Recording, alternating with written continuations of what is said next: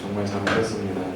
특별히 오늘 이 시간 첫 번째 예배 시작하면서 오늘 이 시간 허락하신 하나님께 우리 함께 감사의 박수 올려드리도록 하겠습니다. 여러분, 올해 이 토부처치 표어가 뭔지 아시나요? 네, 표어는 Beyond the Cross입니다. 함께 한번 따라해볼까요? 시작! Beyond the Cross. 십자가 너머라는 뜻이죠. 십자가 너머의 하늘 영광을 경험한 자로 믿음의 용사로 살아가자는 엄청난 주제입니다. 자, 그런데 이 주제가 우리에게 사실화, 현실화되기 위하여서는 앞서서 우리가 알고 있어야 하는 복음의 단계들이 있는데요. 오늘은 이 시간 여기서 첫 번째 예배를 드리면서 그 복음의 단계들에 대해서 잠시 정리를 하고 말씀을 나누도록 하겠습니다. 비욘드 크로스가 우리의 인생 가운데 삶의 전 영역에서 실제되기 위하여 우리가 알고 있어야 하는 복음의 단계 그 첫 번째는 원형, 오리지널입니다. 뭐라고요? 원형. 네. 우리가 어디에서 왔는지를 알아야 한다는 거죠. 하나님께서 우리를 창조한 그 원형의 모습이 어떠한지를 우리 깨달아야 한다는 것입니다. 여러분, 우리는 죄인이기 이전에 하나님의 형상을 따라 지음받은 위대한 존재입니다. 생육하고 번성할 뿐 아니라 이 땅의 모든 창조물을 다스리고 운용할 수 있는 그 능력을 지닌 하나님의 최고의 걸작품이었다는 거죠. 그리고 하나님의 최고의 걸작품인 저와 여러분은 삼위 하나님의 그 사랑에 동참하고 하나님을 경배하고 찬양함으로 온전한 만족을 누릴 수 있도록 설계가 되었고, 그렇기 때문에 영광, 기쁨, 감사, 자유, 충만함, 만족과 같은 단어들이 너무나 잘 어울리는 것이 바로 저와 여러분의 원래 모습이었다는 거죠. 우리 여러분들에게 이렇게 인사합시다. 원래 엄청났대요. 우리 한 번 더. 원래 대박이었대요. 여러분, 내가 원래 이런 존재였구나라고 하는 인식이 너무나 중요한 이유는요, 이 인식이 있을 때 그 다음 단계인 죄의 심각성이 실제로 느껴지기 때문입니다.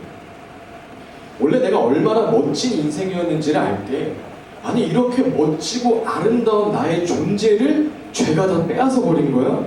그 충격이 실감난다는 거죠. 자, 그렇다면 여러분, 두 번째로 그 원형의 모습을 상상조차 못하게 빼앗아간 그 죄는 무엇일까요? 그것은 세상의 도덕률이 아니죠. 성경에서 말하는 죄는 하나님의 기준에서 벗어난 것입니다. 우리가 똑같이 80km로 운전하고 달려도 이 고속도로에서는 합법이지만 어린이 보호구역에서는 심각한 범죄가 되는 것처럼 죄는 우리의 행위의 문제가 아니라 하나님께서 정하신 그 구간을 하나님이 정하신 속도에 맞게, 하나님이 정하신 그 기준에 맞게 우리가 살아가고 있는가, 이것이 죄를 판별하는 기준이 된다는 것입니다. 그리고 모든 사람은 이 하나님께서 정하신 인생이라는 구간에서 어떤 기준으로 달려나갈 것인지에 대하여 선택하게 되어 있는데요. 그런데 성경에 증언하는 것처럼 모든 사람이 하나님의 기준이 아닌 자신의 기준, 그 죄를 선택함으로 인하여 하나님의 영광에 이르지 못하게 된 것입니다. 죄 때문에 앞서 나는 주님과 동행하며 주님으로 만족하며 이 땅의 것들을 지배당하지 않고 도리어 이 땅을 정복하고 다스릴 그 모든 권한을 잃어버리게 된 것이고, 이 죄 때문에 100억, 1000억 손해보는 것과는 비교할 수 없는 하나님 나라의 자녀된 그 상속권을 상실하게 된 것이죠. 나의 기준으로 살아가는 죄로 인해 사랑, 행복, 기쁨, 만족, 충만은 이제 먼 얘기가 되었을 뿐 아니라 죄의 대가로 인하여 영원한 지옥, 영원한 형벌이 우리에게 주어졌다는 것입니다. 이것이 모든 원형의 아름다움을 빼앗아간 죄의 실체라는 것입니다. 그리고 너무 안타깝게도 현재도 이 세상의 대부분의 사람들이 이 죄의 단계에 머물고 있음을 볼 수 있죠. 자, 여러분, 그렇다면 그런 안타까운 세상을, 또 그랬던 저와 여러분을 이처럼 사랑하사 하나님께서 하신 선택이 무엇입니까? 십자가죠. 그것이 바로 세 번째 복음의 원리, 독생자 예수 그리스도의 십자가인 것입니다. 하나님은 사랑이시기 때문에 모든 인류가 다시 하나님의 영원한 그 영광의 나라로 원형의 모습을 회복하기를 원하십니다. 그러나 동시에 공의의 하나님이시기 때문에 죄값을 치르지 않고서는 그 죄를 그냥 없이 할 수 없는 것이죠. 그렇기 때문에 반드시 죄가 0.01%도 없는 그 존재가 대신 그 죄를 짊어지고 사망이라는 형벌을 대신 받아야 했고, 그렇기 때문에 이 일을 할 수 있는 유일한 존재이신 살아계신 하나님께서 인간의 몸으로 이 땅에 오셔서 그 모든 죄를 짊어지시고 십자가에서 죽으셨고, 죽으실 뿐 아니라 영원한 생명을 회복하시기 위하여 부활하셨다는 것입니다. 이것이 바로 십자가 스토리인 것이죠. 그리고 이를 통하여 우리에게 마지막 네 번째 단계, Beyond the Cross, 십자가 너머의 삶, 그 영광의 삶, 그 믿음의 삶을 살아갈 수 있는 그 길이 주어지게 된 것입니다. 오직 믿음으로, 예수님이 죽으신 십자가에서 죄인인 내가 함께 죽었다는 그 믿음으로, 이제 예수 생명으로 다시 부활하여 살아간다는 그 믿음으로 십자가 너머에 새로운 삶이 주어지게 되었다는 것이죠. 자, 그렇다면 여러분, 앞서 나눈 이 모든 단계들을 지나 올 한 해 우리가 Beyond the Cross, 그 삶은 어떠한 삶일까요? 십자가 너머의 삶은 어떠한 삶일까요? 그것은 이제 오직 그 은혜로 구원받았으니 죄로 범벅된 나의 자아를 바라보는 것이 아니라 날 구원한 그 사랑을 바라보는 삶입니다. 십자가 너머의 삶은 안 되는 나를 바라보면서 괴로워하는 것이 아니라 가능하게 하시는 주님으로 인하여 기뻐하는 것입니다.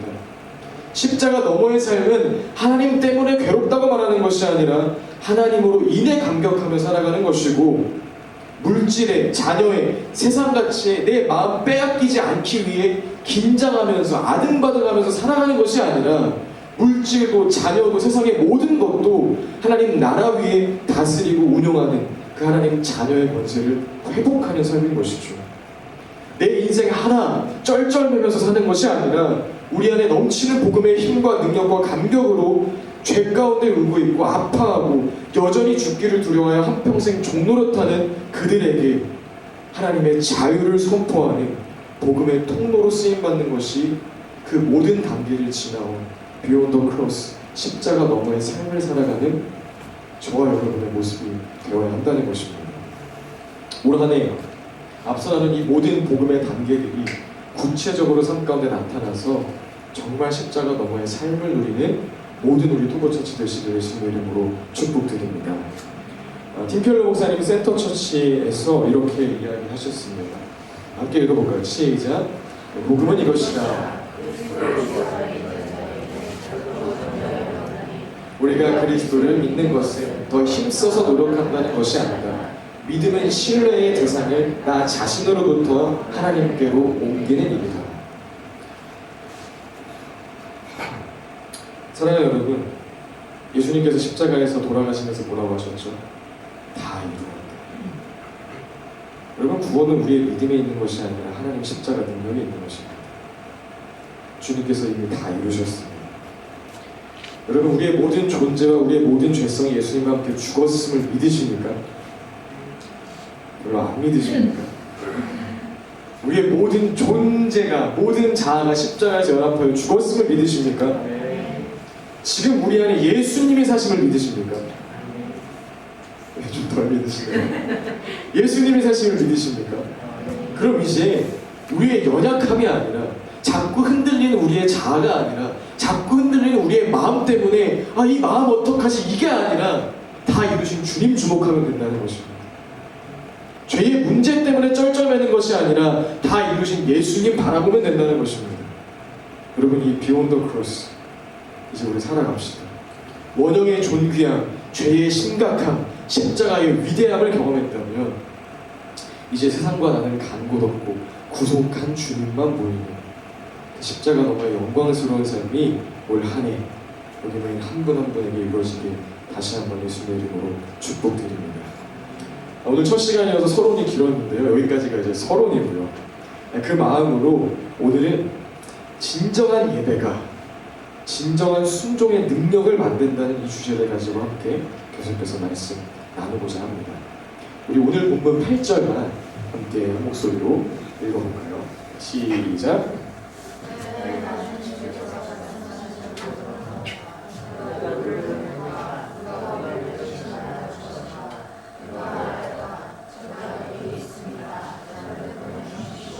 이 텐션이면 아무도 못 보내줄 것 같죠? 그래서 이 이사야의 어떤 그 열정과 담대함을 우리가 흉내내면서 한번 읽어보겠습니다. 시작! 그때 나는 주님께서 말씀하시는 성을 걷다. 내가 누구를 보낼까? 누가 우리를 대신하여 갈까? 제가 여기 있습니다. 저를 보내어 주십시오. 아멘. 여러분, 우리가 살아가는 이유가 뭘까요? 그것은 앞서 나눈 비욘 더 크로스의 삶을 정말 살아내기 위함일 것이고, 우리가 앞서 내 평생에 그 이름을, 그의 선하심을 세상에 노래합니다라고 함께 찬양했던 것처럼, 하나님의 선하심을 경험하고 그 선하심을 세상에 전하는 것이 우리에게 주어진 삶의 이유일 것입니다. 우리가 가진 직업, 기술, 자본, 체력, 마음뜻, 정성, 이 모든 것 따에 우리를 구원하신 주님을 사랑하고 그 사랑을 아직 모르는 자들 가운데 땅 끝까지 전하는 것이 우리가 이 땅에 존재하는 가장 간단하고 확실한 이유라는 것이죠. 우리 집사님들께서 일터에 계신 가장 확실한 이유라는 것입니다. 우리 청년들이 살아가고 직장에 있고 또 학교를 다니는 가장 분명하고 명확한 이유라는 것입니다. 자, 그런데 그렇게 간단하고 확실한 이유를 우리가 붙잡고 살아가는 것이 쉬울까요? 사실 그렇게 쉽지만은 않습니다. 왜냐하면 우리 주변에는 언제나 이 복음을 거슬러 행하는 자들이 있기 때문이죠. 우리가 앞으로 만나게 되는 거래처, 이웃 주민, 학교 친구들, 가족에게 하나님의 사랑을 전하겠다고 작정하면, 내가 복음 전파자의 삶을 살겠노라고 다짐하면 언제나 그 일을 방해하고 우리의 마음을 낙심시키는 사람들, 상황들, 환경들이 놓여지기 때문에 이 복음으로 산다는 것은 말처럼 쉽진 않다는 것입니다. 자, 오늘 본문의 주인공인 이사야 선지자도 하나님의 메시지를 전하는 자로 부름 받을 때 이 동일한 고충이 있었는데요. 우리 이사야 6장 9절 10절입니다. 함께 읽을까요? 시작! 그러자 주님께서 말씀하셨다. 너는 가서 이 백성에게 너희가 듣기는 늘 들어라. 그러나 깨닫지는 못한다. 너희가 보기는 늘 보아라. 그러나 알지는 못한다 하고 일러라. 너는 이 백성의 마음을 둔하게 하여라. 그 귀가 막히고 그 눈이 감기게 하여라. 그래야 그들이 볼 수 없고 들을 수 없고 또 마음으로 깨달을 수 없게 하여라. 그들이 보고 듣고 깨달았다가는 내게로 돌이켜서 고침을 받게 될까 걱정이다. 네, 아멘. 지금 읽은 이 말씀은 오늘 본문에서 이어지는 내용인데요. 하나님께서 이사야에게 너가 앞으로 선지자 활동을 시작하면 어떤 일들이 이루어질 거야 라고 말씀해 주시는 장면입니다. 그런데 그 내용이 뭐죠? 그 현실은 이사야가 아무리 열심히 하나님을 사랑하고 하나님의 사랑을 전해도 그들이 듣지 않을 거라는 이야기죠. 하나님이 정한 때가 이르기까지 그들은 눈이 있어도 보지 못하고 귀가 있어도 듣지 않을 거라고 하나님께서 지금 말씀해 주시고 계신다는 것입니다. 여러분, 실제로 이 이사야 선지자는 3년간 완전히 빨개 벗고 복음을 전하는 그런 헌신을 했음에도 불구하고 탈무드에 의하면 므낫세 왕에 의해 톱으로 켜서 두동강 나서 잘려 순교하게 될 만큼 정말 어려운 사역을 했습니다. 여러분, 혹 우리에게 그런 일이 일어난다고 한다면 우리의 삶의 목적답게 하나님을 사랑하고 그 사랑을 전하는 복음 전도자의 길을 여러분 걸어가시겠습니까? 비욘 더 크로스, 십자가 넘어 그 하늘 영광을 경험하고 그 영광스러운 나라를 전하는 일에 여러분의 삶을 헌신하시겠습니까? 안 하실 거예요? 하시겠습니까? 좀 마음이 어렵죠. 복음 전도자의 길을 걸어가다가 고난을 만나서 그 고난을 통해서 성장해 나가는 과정을 겪는다는 것은 어쩔 수 없는 것 같은데, 시작부터 이런 암울한 결론을 말해주면 참 순종하기 어려운 것 같아요. 저에게 하나님께서 야, 너 토부처치 시작하면 30년간 사역해도 아무도 안 올 거야. 그리고 전교에 오는 족족 다 불어날 거야. 생활고에 시달리게 될 거야. 이게 너의 사역이야. 라는 결론을 말해주었다면 이렇게 안 했죠. 그 결론이 정해져 있다면 순종하기는 참으로 어려운 일인 것이 참 우리 인생의 실존이고 그렇게 고백할 수밖에 없는 것 같아요. 그런데 놀라운 게 뭔지 아십니까? 오늘 이사야는 그럼에도 불구하고 제가 여기 있습니다. 저를 보내주세요. 라고 고백했다는 거죠.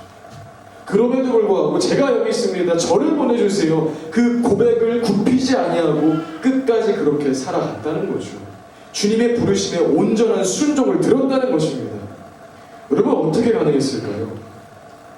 어떻게 힘들고 어렵고 고난 그 자체인 그 길을, 이미 고난이라고 확정 지어진 그 길을 주님, 제가 주님의 말씀 전하는 메신저가 되겠습니다. 주님 마음 시원케 하는 주의 종 되겠습니다. 주님 찾으시는 그 영혼에게 그 복음을 선포하는, 그 자유를 선포하는 사람이 되겠습니다. 그렇게 온전한 순종을 드릴 수 있었던 것일까요? 여러분 그 이유가 바로 진정한 예배를 경험했기 때문이라는 것입니다. 그 동력이 진정한 예배에서 비롯되었다는 것입니다.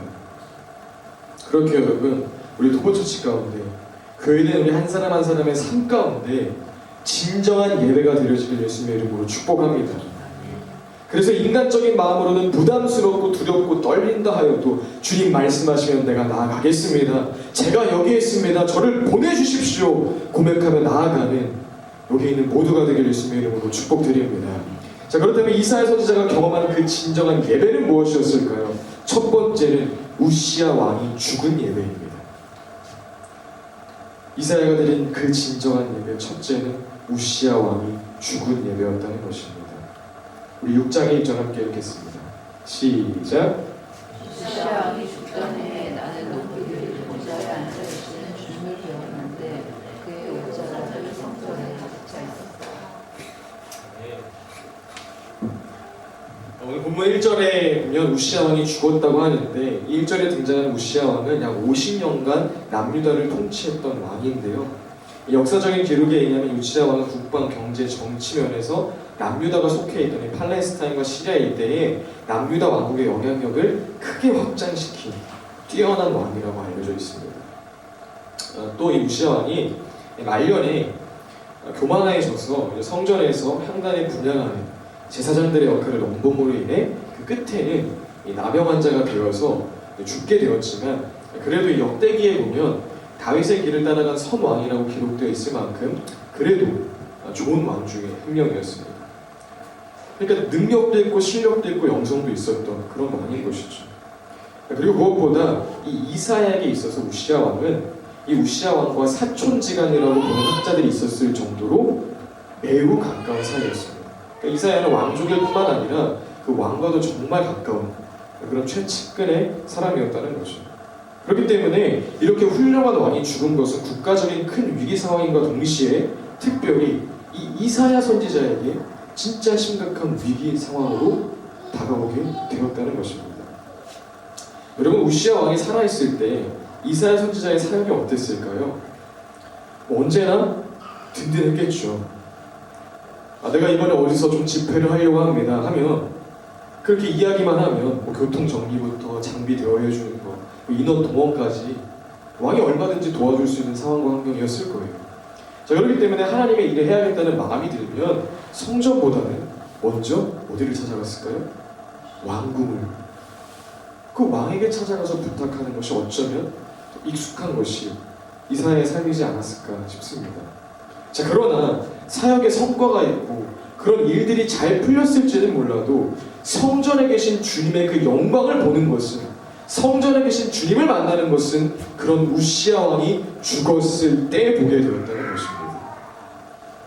진정한 예배는 성전을 향한 걸음보다 먼저 향했던 그곳, 살아계신 하나님보다 마음속으로 더 의지되던 그 사람, 급하고 힘들 때 먼저 생각나는 그것, 우울하고 힘들고 지칠 때 먼저 찾게 되는 그 무엇인가, 그 우시야 왕이 죽었을 때 시작된다는 것입니다.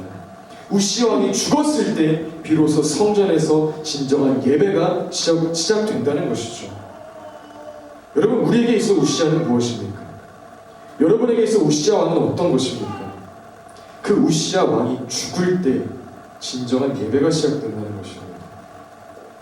여러분, 오늘 이 첫 예배 어떤 마음으로 오셨는지 다 알 수 없지만 여러분, 이제 우리 그 마음으로 왔으면 좋겠습니다. 그냥 습관적으로 오는 것이 아니라 주님, 나 오늘도 의지할 분, 구할 분, 기댈 분 오직 주님밖에 없습니다. 그 정리된 마음으로 우시아 왕이 해결된 마음으로 우리 예배 자리에 모였으면 좋겠습니다. 그때 진정한 예배가 시작된다는 것입니다. 자, 그렇다면 두 번째는 무엇일까요? 진정한 예배 두 번째는 하나님의 크심을 경험하는 예배입니다. 하나님의 크심과 그 위대하심을 경험하는 예배가 되었을 때에 그 예배가 진정한 예배가 되어진다는 것이죠. 우리 3절 함께 읽어보도록 하겠습니다. 시작. 그리고 그들은 큰 소리로 노래를 부르며 나타났다. 거룩하시다 거룩하시다 거룩하시다 만군의 주님 온 땅에 그의 영광이 가득하다. 아멘. 천사들조차 차마 그 영광을 다 볼 수 없어서 두 날개로는 얼굴을 가리고 두 날개로는 발을 가리고 두 날개로 날면서 거룩하다 거룩하다 거룩하다 영원토록 찬양해도 부족한 분이 오늘 우리가 섬기는 하나님이라는 그 실제감이 이 예배 가운데 임해야 한다는 것입니다.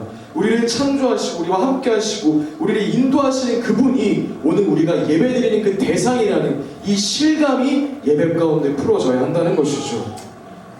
여러분, 우리의 찬양 가운데 하늘문이 열리고 성령의 임재하심을 경험하고 말씀 가운데 하나님의 크심을 경험하고 우리의 기도 가운데 하나님의 영광에 압도당하는 일들이 우리의 영광과 육으로 느껴지는 예배가 될 수 있도록, 그런 하나님의 크심을 경험하는 예배 될 수 있도록 우리 더욱 마음 모아 뜻 모아 기도해 주시길 부탁드립니다.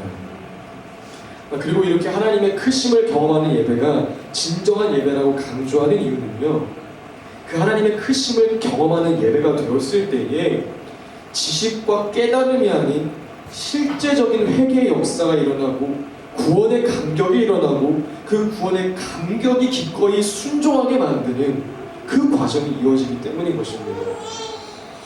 여러분, 하나님의 영광을 본 이사야는 즉시 나는 죽게 되었구나 고백을 합니다.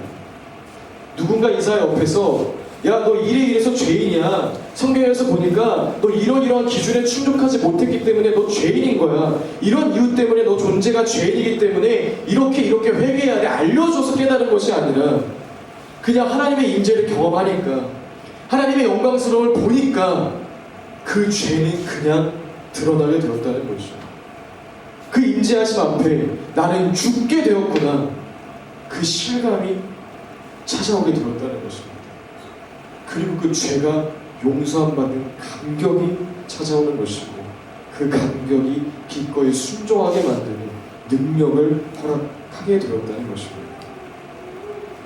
여러분, 그렇기 때문에 이 진정한 회심의 역사, 구원의 감격, 이를 통한 순종의 결단이 있기 위하여 정말 우리 예배 가운데 하나님의 임재가 있는, 하나님의 크심이 나타나는 그런 예배들이 우리 간절히 갈망하고 소원하고 기도해야 한다는 것입니다.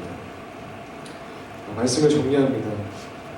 여러분, 복음으로 살아간다는 것, 우리 토보처치 사명답게 하나님 보시기에 좋은 것을 소원하고 정말 실천한다는 것은요, 여러분이 속한 각자의 전문 영역에서 파송된 선교사로 살아간다는 것은 쉽지 않은 일입니다. 어쩌면 진짜로 이사야처럼 어떤 눈에 보이는 열매를 맺지 못하는 길일 수도 있습니다. 그러나 그럼에도 불구하고 내가 누구를 보낼까 주님께서 물으실 때 주님, 제가 여기 있습니다, 그렇게 온전한 순종으로 고백할 수 있는 저와 여러분 되시길 예수님으로 축복드립니다. 그리고 그런 저희 토보처치가 되기를 원합니다. 그리고 그러기 위해서는 반드시 진정한 예배가 우리 교회 가운데, 우리의 삶 가운데 있어야 하는데, 그 진정한 예배는 먼저는 우시아가 해결된 예배예요. 우리 모두의 우시아가 처리된 예배, 그 우시아가 처리된 한 사람 한 사람이 모여서 예배할 때에 하나님의 크심을 경험하는 예배가 되어야 한다는 것이고, 그 한 사람 한 사람 모여서 예배할 때 하나님의 크심을 경험함으로 나의 죄가 발견되어지고 그 죄가 사함받는 구원의 감격이 매 예배 때마다 있고, 그 구원의 감격으로 말미암아 주님께서 내가 누구를 보낼까 물으실 때 기꺼이 주님 제가 가겠습니다 말할 수 있는 그런 예배가 되어야 한다는 것입니다. 그런 예배 될 수 있도록 여러분, 우리 우시아 해결합시다. 그리고 정말 이 모든 예배 가운데 하늘 문이 열리고 하나님의 강력한 임재가 임하는 예배 될 수 있도록 기도로 준비하는 저희 토보처치 되기를 예수님의 이름으로 축복드립니다. 우리 한번 이렇게 따라해볼까요? 온전한 순종 위에 온전한 예배, 진정한 예배로 나아갑시다. 진정한 예배로 나아가 한 번 더 온전한 순종 위에 온전한 진정한 예배로 나아갑시다. 진정한 예배로 나아갑시다. 아멘. 우리의 삶이 또 우리 교회가 그런 예배되기를 간절히 바랍니다. 우리 그 마음 담아 함께 찬양하도록 하겠습니다.